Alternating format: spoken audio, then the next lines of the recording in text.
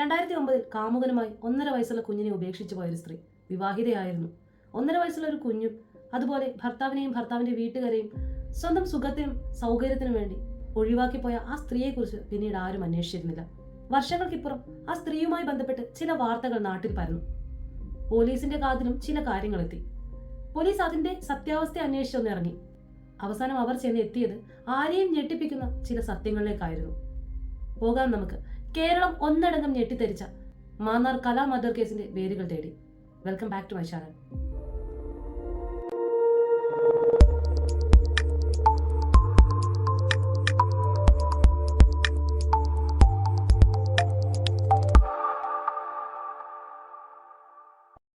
(2024) ആലുവയിലെ ഒരു രാത്രി സമയം. വളരെ നിശബ്ദമാണ്. എല്ലാവരും ഉറങ്ങാൻ പോകുന്ന സമയം. ആ സമയത്ത് ഒരു വീട്ടിൽ നിന്നും തുടർച്ചയായി ബഹളം കേൾക്കാൻ തുടങ്ങി. ഒരാൾ വല്ലാത്ത അസഭ്യ വാക്കുകൾ പ്രയോഗിക്കുന്നുണ്ട്. നാട്ടുകാർ ചിലർ വീട്ടിന് പുറത്തേക്ക് വന്നു. ഇടയ്ക്കിടെ ഇങ്ങനെയുള്ള വഴക്കുകൾ ഇവിടെ പതിവായിരുന്നു. നാട്ടുകാർ നോക്കിയപ്പോൾ അതെല്ലാവർക്കും പരിചിതനായിട്ടുള്ള പ്രമോദായിരുന്നു. പ്രമോദ് ഭാര്യയുമായി വഴക്കിട്ട് മറ്റൊരു വീട്ടിലാണ് താമസം. എന്നിരുന്നാലും മദ്യലഹരിയിൽ ഇടയ്ക്കിടെ അയാൾ ആ വീട്ടിന് മുറ്റത്ത് വന്ന് ഭാര്യയെ തെറി വിളിക്കും. എന്നാൽ ഇത്തവണ ആദ്യം വളരെ നല്ല രീതിയിൽ സംസാരിച്ചു തുടങ്ങിയ പ്രമോദ് പിന്നീട് പലതരത്തിലുള്ള അസഭ്യ വാക്കുകൾ ഉപയോഗിക്കാൻ തുടങ്ങി. വല്ലാത്ത മോശം രീതിയിലേക്ക് ആ വഴക്ക് മാറി. മദ്യലഹരി തലയിൽ നിന്ന് പോകുമ്പോൾ അയാൾ തിരിച്ചു പോകും. ഇതവിടുത്തെ ഒരു പതിവ് കാഴ്ചയായി മാറിയിരിക്കുകയാണ്. എന്നാൽ പ്രമോദിന്റെ വീട്ടുകാരും ഭാര്യയും ആ വീടിനകത്ത് തന്നെയുണ്ട്. അവരൊന്ന് പുറത്തേക്ക് വന്ന് നോക്കുക പോലും ചെയ്യുന്നില്ല. ഒടുക്കം ദേഷ്യം വന്ന പ്രമോദ് ഇങ്ങനെ വിളിച്ചു പറഞ്ഞു, ഒരുത്തിയെ കൊന്നു കുഴിച്ചു മൂടിയിട്ട് ഒരാളും ചോദിക്കാൻ വന്നില്ല. അങ്ങനെ തന്നെ നിന്നെയും ഞാൻ കൊന്നു കുഴിച്ചു മൂടും. ഇത് കേട്ടപ്പോൾ തന്നെ പ്രമോദിന്റെ ഭാര്യയ്ക്ക് വല്ലാത്തൊരു വിറയൽ വന്നു. വല്ലാതെ പേടിച്ചുകൊണ്ട് ആ സ്ത്രീ തന്റെ അച്ഛനെയും അമ്മയ്ക്കും അരികിൽ നിന്നു. പ്രമോദ് ഭീഷണികൾ തുടർന്നുകൊണ്ടേയിരുന്നു. എന്നിട്ടും ആ വീട്ടിൽ നിന്നും ഒരാൾ പുറത്തു വരാതായപ്പോൾ സഹികെട്ട പ്രമോദ് തന്റെ കയ്യിലിരുന്ന മണ്ണെണ്ണ വിളക്കിന് തീ കൊളുത്തി ആ വീട്ടിലേക്ക് എറിഞ്ഞു. ഒരു കുഞ്ഞു ബോംബ് പൊട്ടുന്നത് പോലെ ആ വീട്ടിൽ വലിയ ശബ്ദത്തോടെ ഒരു പൊട്ടിത്തെറി വന്നു. നാട്ടുകാരൊക്കെ പുറത്തേക്ക് വന്നു നോക്കി. അപ്പോഴേക്കും പ്രമോദിന് അബദ്ധം മനസ്സിലായി. അയാൾ വേഗം തന്നെ തിരിച്ചു വീട്ടിലേക്ക് പോയി. എന്നാൽ ഇത്രയും സംഭവിച്ച് സമാധാനത്തിൽ വീട്ടിൽ കിടന്നുറങ്ങാൻ പ്രമോദിന്റെ ഭാര്യയ്ക്കും ആ വീട്ടുകാർക്കും സാധിച്ചിരുന്നില്ല. അവർ അതിരാവിലെ തന്നെ മാന്നാർ പോലീസ് സ്റ്റേഷനിലേക്ക് എത്തി. കാര്യങ്ങൾ വിശദമായി പറഞ്ഞു.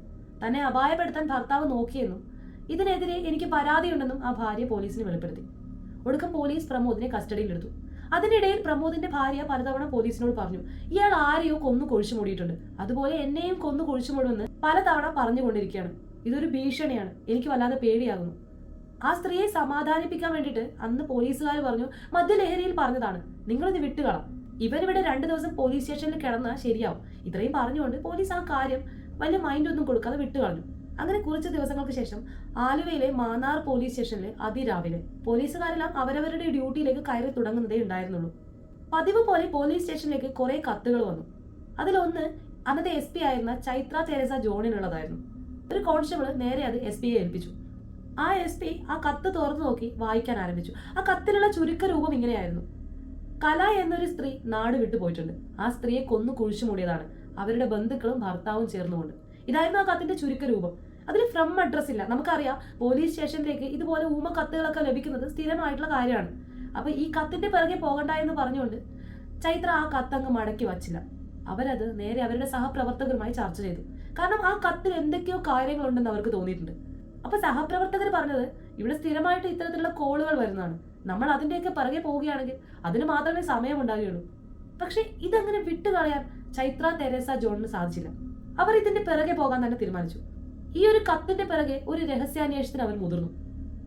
അങ്ങനെ ഒടുക്കം ചെന്ന് എത്തിയത് കസ്റ്റഡിയിൽ കിടക്കുന്ന പ്രമോദിലേക്കാണ്. അവർ വേഗം ആ പ്രമോദിനെ പോലീസ് സ്റ്റേഷനിലേക്ക് എത്തിച്ചു. വിശദമായി ചോദ്യം ചെയ്യാൻ ആരംഭിച്ചു. പോലീസുകാർക്ക് എന്തൊക്കെയോ കാര്യങ്ങൾ അറിയാമെന്ന രീതിയിലായിരുന്നു അവർ ചോദിച്ചത്. എന്തിനാണ് നിങ്ങൾ അവളെ കൊന്നത് എന്നും ചോദിച്ചുകൊണ്ടായിരുന്നു പോലീസ് അയാളെ ചോദ്യം ചെയ്തത്. പ്രമോദിന് മനസ്സിലായി പോലീസിന് എന്തൊക്കെയോ കാര്യങ്ങൾ അറിയാം. പിടിച്ചു നിൽക്കാൻ അയാൾ പല കള്ളങ്ങളും പറഞ്ഞു. താൻ മദ്യലഹരിയിൽ വെറുതെ പറഞ്ഞതാണെന്നും അയാൾ ഇങ്ങനെ വാദിച്ചപ്പോൾ പോലീസ് പറഞ്ഞു, നീ പല മദ്യ ഷാപ്പുകളിൽ നിന്നും ഇത് പറഞ്ഞിട്ടുണ്ട്. നിന്റെ വീരത്വം കാണിക്കാൻ വേണ്ടിയിട്ട് നീ പലരോടും ഇത് പറഞ്ഞതായിട്ട് നമുക്ക് തെളിവുകൾ കിട്ടിയിട്ടുണ്ട്. നമുക്ക് എല്ലാ കാര്യവും മനസ്സിലായി. നീ ഇനി കാര്യങ്ങൾ എന്താണെന്ന് പറഞ്ഞാൽ വിശദമായി പറയാം. ഒടുക്കം നിവൃത്തിയില്ലാതായപ്പോൾ പോലീസിന്റെ ചോദ്യമുറ കടുത്തപ്പോൾ അയാൾ കാര്യങ്ങൾ പറഞ്ഞു. സാറേ, ഞങ്ങൾ ചെയ്തതാ, ഞങ്ങൾ അവളെ കൊന്നു, ഞങ്ങൾ അവളെ കുഴിച്ചു മൂടി. ഇത്രയും പറഞ്ഞു കേട്ടപ്പോൾ ശരിക്കും പോലീസുകാർ ഞെട്ടിത്തരിച്ചുപോയി. കാരണം ഒരു ഊമക്കത്തിൽ തുടങ്ങിയ അന്വേഷണം അതെത്തിയത് വലിയൊരു കൊലപാതകത്തിന്റെ മുന്നിലും. ഞങ്ങളെന്ന് പറഞ്ഞാൽ അതാരാ? പോലീസ് വീണ്ടും മർദ്ദനം കടുപ്പിച്ചു. പിടിച്ചു നിൽക്കാനാവാതെ പ്രമോദ് പറഞ്ഞു, ഞങ്ങൾ എന്ന് പറഞ്ഞാൽ ഞാനും ജിനുരാജും സോമനും പിന്നെ കലയുടെ ഭർത്താവായിട്ടുള്ള അനിൽകുമാറും. അവിടെ അവർ കലയെ കൊന്നു കുഴിച്ചു മൂടിയെന്ന് പോലീസിന് മൊഴി നൽകി. പോലീസ് വേഗം തന്നെ കലയുടെ വീട്ടിലേക്ക് എത്തി. കലയുടെ ബന്ധുക്കളുടെ മൊഴിയെടുത്തു. 2009 കല തന്റെ കാമുകനോടൊപ്പം ഒളിച്ചോടിയെന്നും പിന്നീട് ഒരിക്കൽ പോലും ഈ കുഞ്ഞിനെ പോലും കാണാൻ അവൾ തിരിച്ചു വന്നില്ല എന്നും അവർ പോലീസിന് മൊഴി നൽകി. ഇതിലെന്തൊക്കെയോ ദുരൂഹതയുണ്ടെന്ന് പോലീസിന് അപ്പോൾ തന്നെ മണത്തു തുടങ്ങി. പോലീസിന് ആകെ കൺഫ്യൂഷൻ ആയി തുടങ്ങി. 2009 തന്റെ കാമുകനുമായി ഒളിച്ചോടിയ കല പിന്നെ എങ്ങനെയാണ് മരണപ്പെട്ടത്? എന്തുകൊണ്ടായിരിക്കാം കലയെ അന്വേഷിച്ച് ഒരാൾ പോലും വരാത്തത്?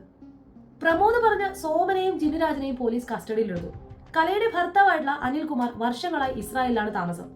പോലീസിന്റെ മർദ്ദനമുറിയിലും വിരട്ടലിലും സോമനും ജിനുരാജും പ്രമോദും കാര്യങ്ങൾ വിശദീകരിച്ചു. കുറച്ചു കാലത്തെ പ്രണയം, ആ പ്രണയം കലയെയും അനിൽകുമാറിനെയും ഒന്നിപ്പിച്ചു. വീട്ടുകാരുടെ എതിർപ്പോടെയാണ് കല അനിൽകുമാറിനെ വിവാഹം കഴിച്ചത്. ആദ്യം മുതൽക്ക് തന്നെ ഈ ബന്ധത്തിന് വീട്ടുകാർക്ക് എതിർപ്പായിരുന്നു. അതുകൊണ്ട് തന്നെ കലയുടെ ഒരു കാര്യത്തിലും വീട്ടുകാർ ഇടപെട്ടിട്ടുമില്ല.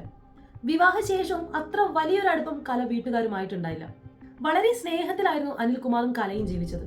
അതിനിടയിൽ കല 19 വയസ്സിൽ ഗർഭിണിയായി. കല ഗർഭിണിയായ ശേഷം അനിൽകുമാർ വിദേശത്ത് ജോലി കിട്ടിപ്പോയി. അങ്ങനെ അനിൽകുമാർ തന്റെ കുടുംബത്തിനും തന്റെ വരാനിരിക്കുന്ന കുഞ്ഞിനും വേണ്ടി വിദേശത്ത് പോയി എന്ന് വേണം പറയാൻ. അത്യാവശ്യം കടബാധ്യതകളൊക്കെ ഉള്ള ഒരു കുടുംബമായിരുന്നു അനിൽകുമാറിന്റെയും കലയുടേതും. കടങ്ങളെല്ലാം വീട്ടണം, തന്റെ കുഞ്ഞിനും ഭാര്യയ്ക്കുമൊപ്പം സുഖമായി ജീവിക്കണം. ഇതൊക്കെ തന്നെയാണ് ഏതൊരു പ്രവാസിയുടെയും ആഗ്രഹം. അങ്ങനെ അനിൽകുമാറും ഒരു പ്രവാസിയായി. കലയ്ക്കും അനിൽകുമാറിനും അതിനിടയിൽ ഒരു ആൺകുഞ്ഞു പിറന്നു. നീണ്ട 3 വർഷത്തെ പ്രവാസ ജീവിതം. അനിൽകുമാർ ഇടയ്ക്കിടെ കലയെ വിളിക്കുമായിരുന്നു. പക്ഷെ ഇന്നത്തെ പോലെ വീഡിയോ കോളുകളും കോൾ ചാറ്റുകളൊന്നും അന്ന് സുലഭമായിരുന്നില്ല. അതുകൊണ്ട് തന്നെ വളരെ യാദൃശ്ചികമായി, അതായത് ആഴ്ചയിൽ 1-2 തവണ അനിൽകുമാർ കലയെ വിളിച്ചിരുന്നുള്ളൂ. അനിൽകുമാർ ജോലി ചെയ്ത് വിശ്രമിച്ചുകൊണ്ടിരിക്കുമ്പോൾ അയാൾക്കൊരു കോള് വന്നു. തികച്ചും അൺഎക്സ്പെക്ടഡ് ആയിരുന്നു ആ കോൾ. അനിൽകുമാറിന്റെ ഒരു സുഹൃത്തായിരുന്നു അത്. അയാൾ കോള് ചെയ്ത് കുറേ കാര്യങ്ങൾ സംസാരിച്ചു. വീട്ടുകാര്യങ്ങളും സുഖവിവരങ്ങളൊക്കെ അന്വേഷിച്ച് അവസാനം കോള് കട്ട് ചെയ്യാൻ നേരത്ത് ആ സുഹൃത്ത് ഇങ്ങനെ ഒരു കാര്യം പറഞ്ഞു: നിന്റെ ഭാര്യയ്ക്ക് പാലക്കാട്ടെ ഒരു യുവാവുമായി അത്ര നല്ലതല്ലാത്ത ഒരു സൗഹൃദമുണ്ട്. അയാൾ ഇടയ്ക്കിടെ നിന്റെ വീട്ടിലേക്ക് വരുന്നുണ്ട്. അവൾ ഇടയ്ക്കിടെ അയാളെ കാണാനും പോകുന്നുണ്ട്.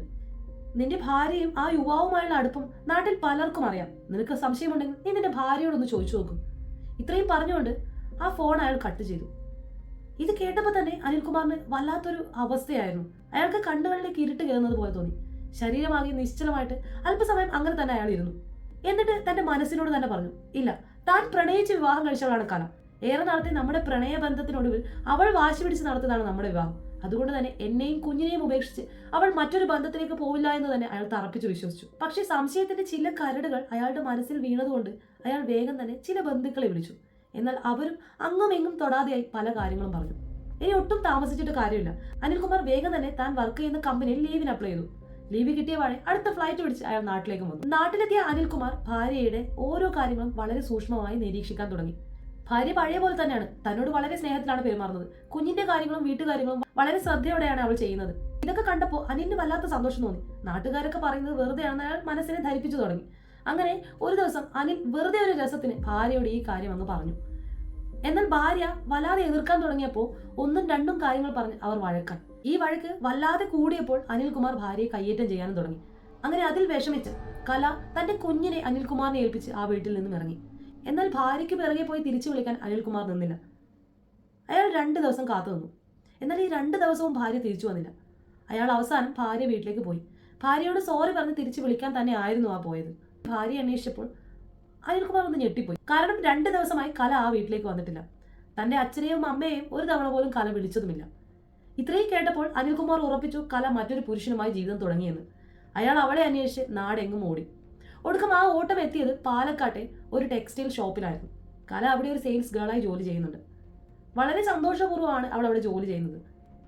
അയാൾ പലതവണ കലയെ തിരിച്ചു വിളിച്ചു. എന്നാൽ താൻ ഒരു തവണ പോലും തിരിച്ചു വരില്ല എന്ന് കല തറപ്പിച്ചു പറഞ്ഞു. എനിക്ക് കിട്ടിയ ഈ ജോലി ഞാൻ ഒരിക്കലും ഉപേക്ഷിക്കില്ല. എനിക്ക് ഇനി പഴയ പോലെ ജീവിക്കാനും ആവില്ല.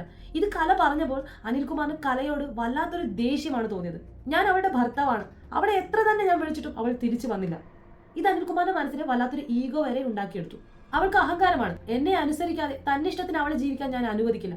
എന്തൊക്കെയോ കാര്യങ്ങൾ മനസ്സിൽ ഉറപ്പിച്ചുകൊണ്ട് അനിൽകുമാർ പിറ്റേന്ന് രാവിലെ കലയെ കാണാൻ പോയി. തന്റെ കുഞ്ഞിന് ഒരു ദിവസമെങ്കിലും അമ്മയെ കാണണമെന്നും ഈ ഒരൊറ്റ ദിവസത്തേക്ക് നീ എന്റെ കൂടെ വരണമെന്നും അനിൽകുമാർ കാല് പിടിച്ച് അപേക്ഷിച്ചു. എന്തൊക്കെ പറഞ്ഞാലും കല ഒരു അമ്മയാണ്. തന്റെ കുഞ്ഞിനെ സ്നേഹിക്കുന്ന അമ്മയ്ക്ക് ഒരിക്കൽ പോലും വാശി കൂട്ടി നിൽക്കാൻ പറ്റില്ല. ആ കുഞ്ഞിനെ ഒരു തവണയെങ്കിലും കാണണമെന്ന് അവൾക്ക് ആഗ്രഹമുണ്ടാവും. അങ്ങനെ അവസാനം ഒരു ദിവസത്തേക്ക് തന്റെ കുഞ്ഞിനോടൊപ്പം നിൽക്കാമെന്ന് കല ഉറപ്പ് കൊടുത്തു. ഒടുക്കം അനിൽകുമാർ കൊണ്ടുവന്ന കാറിൽ കലയും കയറി. അവർ നേരെ വിട്ടത് പല ഹോട്ടലുകളിലേക്കായിരുന്നു. അവർ പല സ്ഥലങ്ങളിലും കറങ്ങാൻ പോയി. രാവിലെ മൊത്തം കറങ്ങി വൈകുന്നേരത്തോടെ നമുക്ക് വീട്ടിൽ പോകാമെന്നായിരുന്നു അനിൽകുമാർ കലയോട് പറഞ്ഞത്. അതിന് ഒരു കാരണമുണ്ട്. വീട്ടിൽ നിന്നും പിണങ്ങി ഇറങ്ങിയത് കൊണ്ട് തന്നെ നിനക്ക് വീട്ടിലേക്ക് തിരിച്ചു വരാൻ അല്പം ബുദ്ധിമുട്ടുണ്ടാവും. നിന്നെ നാട്ടുകാർ കണ്ടു കഴിഞ്ഞാൽ അവർ പല ചോദ്യങ്ങളും നിന്റെ അടുത്ത് ചോദിക്കും. നിനക്കത് ബുദ്ധിമുട്ടാകും. അതുകൊണ്ട് നമുക്ക് വൈകുന്നേരം വീട്ടിലേക്ക് പോകാം. ഇതൊക്കെ പറഞ്ഞ് കലയെ വിശ്വസിപ്പിച്ചുകൊണ്ട് അനിൽകുമാർ കാറിൽ കയറ്റിയത്. അങ്ങനെ അവർ നേരെ പോയത് ഒരു കള്ള് ഷോപ്പിലേക്കായിരുന്നു. ആ കള്ള് ഷോപ്പിൽ നിന്നും പലതരം ഭക്ഷണങ്ങൾ കഴിച്ചു. 2 കുപ്പി കള്ളും വാങ്ങി വണ്ടിയിൽ വെച്ചു. പിന്നെ നേരെ അനിലിന്റെ വീട്ടിലേക്ക്. ഇനി വെറും 3 കിലോമീറ്റർ മാത്രമേ അനിൽകുമാറിന്റെ വീട്ടിലേക്ക് എത്താനുള്ളൂ. അനിൽകുമാറിന്റെ വീട്ടിലേക്ക് പോകുന്ന വഴിയാണ് വലിയ പെരുമ്പുഴ പാലം. അച്ഛൻ കോവിലാർ നദിക്ക് കുറുകെയുള്ള ഈ പാലം തട്ടാരമ്പലം മാന്നാർ ദേശീയപാതയുള്ള പാലമാണ്. രാത്രി 7 മണി കഴിഞ്ഞാൽ പിന്നെ ആ റോഡിന്റെ പരിസരത്തോ ആ പാലത്തിന്റെ പരിസരത്തോ ആരും തന്നെ ഉണ്ടാവാറില്ല.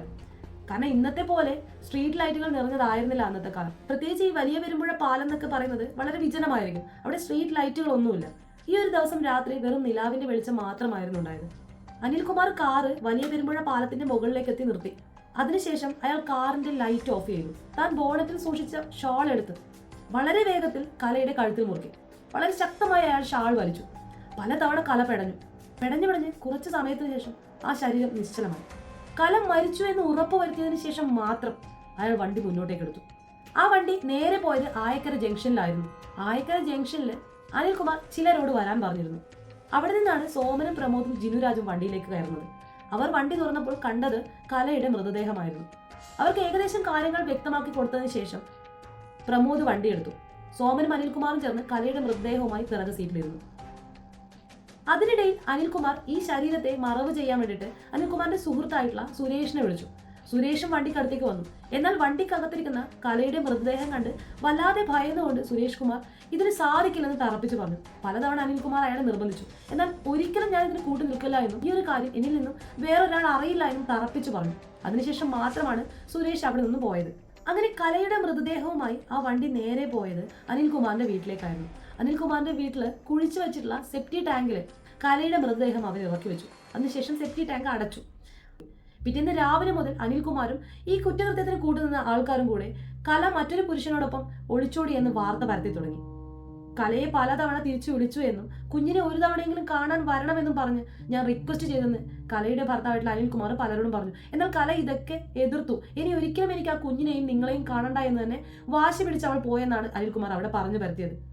ഇത് മാത്രമല്ല, അനിൽകുമാർ നേരെ പോയത് മാന്നാറിലെ പോലീസ് സ്റ്റേഷനിലേക്കാണ്. ലോക്കൽ പോലീസ് സ്റ്റേഷനിലേക്ക് അയാൾ പോയിട്ട് തന്റെ ഭാര്യ ഒരു കാമുകനുമായി ഒളിച്ചോടിയെന്നും പറഞ്ഞുകൊണ്ട് ഒരു റിട്ടേൺ കംപ്ലൈന്റ് കൂടി രജിസ്റ്റർ ചെയ്തു. കലയുമായി ബന്ധമുണ്ട് എന്ന് പറഞ്ഞ കുട്ടൻപേരൂർ സ്വദേശിയെ പോലീസ് കസ്റ്റഡിയിലെടുത്തു. കാര്യമായി ചോദ്യം ചെയ്തു. അയാൾ പറഞ്ഞത് കലയുടെ ഭർത്താവായിട്ടുള്ള അനിൽകുമാറും അയാളുടെ കുറച്ച് സുഹൃത്തുക്കളും ചേർന്ന് അയാളെ മർദ്ദിച്ചു എന്നും കലയുടെ പിറകെ ഇനി നടക്കരുത് എന്നും താക്കീത് നൽകി. അങ്ങനെയെങ്കിൽ കലയ്ക്കൊരു പ്രണയബന്ധം ഉണ്ടായിരുന്നു എന്ന് പറഞ്ഞത് ഒരുപക്ഷെ സത്യമായിരിക്കാം. അതിനുശേഷം പോലീസ് നേരെ വിട്ടത് അനിൽകുമാറിന്റെ മാന്നാറിലെ വീട്ടിലായിരുന്നു. അപ്രതീക്ഷിതമായി പോലീസ് വണ്ടികളും ഫോറൻസിക് വണ്ടികളൊക്കെ കണ്ടപ്പോൾ അവിടുത്തെ നാട്ടുകാരും അനിൽകുമാറിന്റെ വീട്ടുകാരും ചെറുതായിട്ടൊന്ന് ഭയന്നു. കാരണം കലയുടെ മരണം പുറത്ത് വാർത്തയായിരുന്നില്ല. പിന്നീട് ഇത് സമൂഹ മാധ്യമങ്ങളെ ഏറ്റെടുത്തു തുടങ്ങി. പ്രതികൾ ചൂണ്ടിക്കാട്ടിയ സെപ്റ്റി ടാങ്ക് തുറന്ന് പോലീസ് പരിശോധന ആരംഭിച്ചു. പോലീസിനെ ഇത്തരം കാര്യങ്ങളിൽ സഹായിക്കുന്ന സോമൻ എന്ന വ്യക്തിയാണ് ഈ സെപ്റ്റി ടാങ്കിനകത്ത് കയറി വളരെ സൂക്ഷ്മമായിട്ട് ഓരോ കാര്യങ്ങളും പരിശോധിക്കുന്നത്. ആദ്യം അല്പം മാലിന്യങ്ങളൊക്കെ ഉണ്ടായിരുന്ന ആ ടാങ്ക് വൃത്തിയായിക്കൊണ്ട് സോമൻ വളരെ ഡീറ്റെയിൽ ആയിട്ടുള്ള കാര്യങ്ങൾ ശേഖരിച്ച് ഫോറൻസിക്കാർക്ക് നൽകി. അവരത് വളരെ സൂക്ഷ്മമായിട്ട് എടുത്തു വെച്ചു. പക്ഷെ ആദ്യത്തെ ടാങ്ക് പരിശോധിച്ചപ്പോൾ അവർക്ക് കലയുടെ മൃതദേഹം എന്ന് സംശയിക്കുന്ന യാതൊരുവിധ കാര്യങ്ങളും ലഭിച്ചില്ല. അതിനുശേഷമാണ് തൊട്ടടുത്ത് മറ്റൊരു ടാങ്ക് അവർ കാണുന്നത്. അല്പം പഴകിയ നിലയിലായിരുന്ന ആ ടാങ്ക് കൂടെ അവർ പരിശോധിക്കാൻ തീരുമാനിച്ചു. അങ്ങനെ ആ ടാങ്കിലേക്കും ആ സോമൻ എന്ന് പറയുന്ന വ്യക്തി ഇറങ്ങി പരിശോധിച്ചപ്പോൾ അയാൾക്ക് കിട്ടിയത് ഇന്നർവെയറിന്റെ ഇലാസ്റ്റിക് പോലുള്ള സാധനം, പിന്നെ ഒരു മാലയുടെ ലോക്കറ്റ്, നഖമെന്ന് സംശയിക്കുന്ന ചില സാധനങ്ങൾ, കുറച്ച് മുടിക്കെട്ടുകൾ, മനുഷ്യന്റെ എല്ലിന്റെ പൊടി എന്ന് സംശയിക്കുന്ന ചില സാധനങ്ങൾ. ഇതെല്ലാം വെവ്വേറെ കവറുകളിലാക്കി ഫോറൻസിക്കുകാർ സൂക്ഷിച്ചു. അതിനുശേഷം സോമൻ ഇങ്ങനെ പറഞ്ഞു, ഈ ടാങ്കിൽ നിന്ന് വല്ലാത്തൊരു കെമിക്കലിന്റെ സ്മെല്ല് വരുന്നുണ്ട്, വല്ലാത്തൊരു ദുർഗന്ധമായിരുന്നു അത്. സോമൻ വളരെ എക്സ്പേർട്ട് ആയിട്ടുള്ള ഒരാളാണ്. എലന്തൂർ മനുഷ്യകുരുതി കേസിലൊക്കെ പോലീസിനെ നല്ല രീതിയിൽ സഹായിച്ച ഒരു വ്യക്തി കൂടിയാണ് സോമൻ. അതുകൊണ്ട് തന്നെ സോമന്റെ ആ വാക്ക് പോലീസ് അങ്ങനെ തള്ളിക്കളഞ്ഞില്ല. തിരച്ചിൽ നടക്കുന്ന സമയത്ത് തന്നെ അനിൽകുമാറിന്റെ അച്ഛനായിട്ടുള്ള തങ്കച്ചനെയും അമ്മയായിട്ടുള്ള മണിയമ്മയെയും പോലീസ് ചോദ്യം ചെയ്യാൻ ആരംഭിച്ചു. അതുകൂടാതെ തൊട്ടടുത്ത വീട്ടിലെ ആൾക്കാരെയും ചോദ്യം ചെയ്തു. അതിനിടയിൽ ചോദ്യം ചെയ്ത ഒരു വ്യക്തിയായിരുന്നു അനിൽകുമാറിന്റെ വീടിനടുത്ത് ഒരു ചായക്കട നടത്തിയിരുന്ന ഒരു വ്യക്തി. അദ്ദേഹം കലയെ കാണാതായ തൊട്ടടുത്ത ദിവസം തന്നെ പ്രതിയെന്ന് സംശയിക്കുന്ന ഈ 4 പേരും ഒരു കാറിൽ വളരെ വൈകി രാത്രി ഈ വീട്ടിലേക്ക് കയറി വരുന്നതായി കണ്ടു എന്ന് സാക്ഷിമൊഴി പറഞ്ഞു. അയാളുടെ ഈ മൊഴി വളരെ വാല്യുബിൾ ആയിരുന്നു. കാരണം ഈ കേസിന് അധികം സാക്ഷികളൊന്നും ഉണ്ടായിരുന്നില്ല. അയാളെ സാക്ഷി പട്ടികയിലും പോലീസ് ചേർത്തു. സെപ്റ്റി ടാങ്കിൽ നിന്നും പോലീസ് ശേഖരിച്ചു വെച്ച അവശിഷ്ടങ്ങളെല്ലാം തന്നെ Rajiv Gandhi institute of biotechnology ലാബിലേക്ക് അയച്ചു. അപ്പോഴേക്കും കലയുടെ മരണ വാർത്ത മാധ്യമപ്രവർത്തകർ ആഘോഷമാക്കി തുടങ്ങി. അവർ നേരെ പോയത് കലയുടെ മകനായിട്ടുള്ള +2 പഠിക്കുന്ന വിദ്യാർത്ഥിയുടെ അടുത്തേക്കാണ്. കലയുടെ മകനോട് തന്റെ അച്ഛൻ അമ്മയെ കൊന്നു എന്ന് പറയുന്നത് സത്യമാണോ എന്ന് പല തവണ ചോദിച്ചു. വളരെ മാനസികമായി തകർന്നൊരു നിലയിലായിരുന്നു ആ കുട്ടി. അവൻ പറഞ്ഞു, എന്റെ അമ്മ ഇപ്പോഴും ജീവിച്ചിരിപ്പുണ്ട്. എന്റെ അമ്മയെ കൊന്നു എന്ന് പറഞ്ഞ് എന്റെ അച്ഛനെയും നിങ്ങൾ എന്നിൽ നിന്ന് കൊണ്ടുപോകരുത്. ശരിക്കും പറഞ്ഞാൽ ഒരു കുട്ടിയുടെ ഏറ്റവും വേദനാജനകമായിട്ടുള്ള ഒരു സംസാരമായിരുന്നു അത്. അമ്മയില്ലാതെ അവൻ ജീവിക്കുമ്പോൾ അവന്റെ മുമ്പിലെ ആകെയുള്ള പ്രതീക്ഷ അവന്റെ കൂടെ അച്ഛനുണ്ട് എന്നതായിരുന്നു. എന്നാൽ അതും ഇനി ഇല്ലാതാവുമോ എന്ന് ചിലപ്പോൾ അവൻ ഭയന്നിരിക്കാം. കലയുടെ ഭിന്നശേഷിക്കാരനായിട്ടുള്ള സഹോദരന്റെ മൊഴി ഈ കേസിനെ വളരെ സ്ട്രോങ് ആക്കി. പോലീസിന് ഇനി ആവശ്യം അനിൽകുമാറിനെയാണ്. കേസിന്റെ 1ാം പ്രതിയായിട്ടുള്ള കലയെ കൊന്നിട്ടുള്ള അനിൽകുമാറിനെ നാട്ടിലെത്തിക്കുക. അതിനുവേണ്ടി കലയുടെ ചില ബന്ധുക്കളെ പോലീസ് സമീപിച്ചു. അവർ രഹസ്യമായി അനിൽകുമാറിനെ നാട്ടിലെത്തിക്കാൻ തീരുമാനിച്ചു. എന്നാൽ നാട്ടിൽ നടക്കുന്ന കാര്യങ്ങൾ തിരിച്ചറിഞ്ഞത് കൊണ്ടായിരിക്കാം അനിൽകുമാർ നാട്ടിലേക്ക് വരാൻ വിസമ്മതിച്ചു. ഇനി അനിൽകുമാറിനെ നാട്ടിലേക്ക് കൊണ്ടുവരണമെങ്കിൽ റെഡ് കോർണർ നോട്ടീസ് പുറപ്പെടുവിക്കണം. റെഡ് കോർണർ നോട്ടീസ് പുറപ്പെടുവിക്കണമെങ്കിൽ കലയുടെ ഫോറൻസിക് റിപ്പോർട്ട് പുറത്തു വരണം. അങ്ങനെ കുറച്ച് ദിവസങ്ങൾക്ക് ശേഷം ആ ഫോറൻസിക് റിപ്പോർട്ട് പുറത്തു വന്നു. അതിലെ വിവരങ്ങൾ വായിച്ചപ്പോൾ പോലീസുകാർ പോലും ഞെട്ടിപ്പോയി.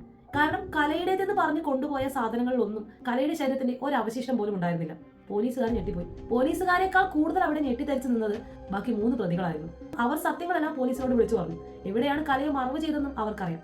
കലയെ മറവ് ചെയ്തെന്ന് ഉറപ്പുവരുത്തിയതിനു ശേഷമാണ് അവരെല്ലാം അവരവരുടെ വീടുകളിലേക്ക് മടങ്ങിയത്. പിന്നെ കലയെ എങ്ങനെ അവിടെ ഇല്ലാതിരിക്കും?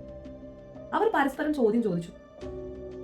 ഇതിനൊക്കെ ഉത്തരം അറിയണമെങ്കിൽ അനിൽകുമാർ നാട്ടിലേക്ക് വരണം. കല മരിച്ചെന്ന് തെളിവായി കലയുടെ മൃതദേഹാവശിഷ്ടങ്ങൾ ഒന്നും തന്നെ കിട്ടാത്തതുകൊണ്ട് റെഡ് കോർണർ നോട്ടീസ് പുറപ്പെടുവിച്ച് അനിൽകുമാറിനെ നാട്ടിലേക്ക് എത്തിക്കാൻ സാധിക്കില്ല. അങ്ങനെയെങ്കിൽ ഇതൊരു കോൾഡ് കേസായി മാറുമോ? കുറ്റസമ്മതം നടത്തി സാക്ഷികളെ നിരത്തി FIR തയ്യാറാക്കി. എന്നാൽ തെളിവുകളൊന്നും തന്നെ ലഭിച്ചില്ല. തെളിവുകൾ ലഭിക്കാത്തത് കൊണ്ട് തന്നെ അനിൽകുമാറിനെ അറസ്റ്റ് ചെയ്ത് നാട്ടിലേക്ക് കൊണ്ടുവരാൻ സാധിക്കില്ല. ഇനി അനിൽകുമാർ സ്വമേധയായി നാട്ടിൽ വന്ന് കീഴടങ്ങണം. ഇത്രയും പ്രശ്നങ്ങൾ ഗുരുതരമായി നടക്കുമ്പോൾ അനിൽകുമാർ നാട്ടിലേക്ക് വരുമോ? അതിന് യാതൊരുവിധ ചാൻസുമില്ല. ശരിക്കും പറഞ്ഞാൽ ഈ കേസിന്റെ ക്ലൈമാക്സിലെ ട്വിസ്റ്റ് ദൃശ്യ മോഡൽ കൊലപാതകത്തിനും അപ്പുറമായിരുന്നു. സെപ്റ്റി ടാങ്കിലേക്ക് ഇറങ്ങിയ സോമൻ അന്ന് പറഞ്ഞിരുന്നു, സെപ്റ്റി ടാങ്കിനകത്ത് വല്ലാത്ത ദുർഗന്ധം ഉണ്ടായിരുന്നു. ഒരുപക്ഷെ കലയുടെ മൃതദേഹം മറവ് ചെയ്തതിന് ശേഷം ആ മൃതദേഹം പെട്ടെന്ന് ഡീകമ്പോസ്ഡ് ആവാൻ വേണ്ടിയിട്ട് കോൺസെൻട്രേറ്റഡ് ആയിട്ടുള്ള ഹൈഡ്രോക്ലോറിക് സൾഫ്യൂരിക് ആസിഡ് പോലുള്ള ആസിഡുകൾ അവിടെ ഒഴിച്ചിരിക്കാം. അങ്ങനെയെങ്കിൽ Anilkumar is a born criminal. കല ജീവിച്ചിരിപ്പില്ല എന്നത് നമുക്ക് തറപ്പിച്ച് പറയാനാകും. കാരണം കൂട്ടുനിന്ന പ്രതികളെല്ലാം കുറ്റസമ്മതം നടത്തി. എങ്കിൽ കലയുടേതെന്ന് പറയുന്ന മൃതദേഹത്തിന്റെ ഏതെങ്കിലും ഒരു അവശിഷ്ടം കണ്ടു കിട്ടുന്നത് വരെ അനിൽകുമാർ സേഫ് ആയിരിക്കും. ഇവിടെ കുഴഞ്ഞിരിക്കുന്നത് പോലീസാണ്. അനിൽകുമാർ നാട്ടിൽ വന്നാൽ മാത്രമേ ഈ കേസിന് മുന്നോട്ട് പോവുകയുള്ളൂ. അതുവരെ കേരളത്തിലെ തെളിയിക്കപ്പെടാത്ത കേസുകളുടെ പട്ടികയിൽ ഇവനും കിടക്കും. ഇതൊരു കോൾഡ് കേസായി മാറും. കല മരിച്ചിട്ട് 15 വർഷങ്ങൾക്ക് ശേഷം സത്യം പുറത്തു വന്നെങ്കിൽ എന്തായാലും ഒരു നാൾ ഈ കേസ് തെളിയിക്കപ്പെടും. ഈ കേസ് തെളിയിക്കപ്പെടട്ടെ. കേരള പോലീസ് സമർത്ഥരാണ്. പല കേസുകളും തെളിയിച്ച് അവർക്ക് ഈ കേസും ഈസിയായി തെളിയിക്കാൻ സാധിക്കട്ടെ. കുറ്റകൃത്യങ്ങളുടെ പേരുകൾ തേടിയുള്ള യാത്രയിൽ നിങ്ങൾക്കും എനിക്കൊപ്പം കൂടാം. Thanks for watching my video.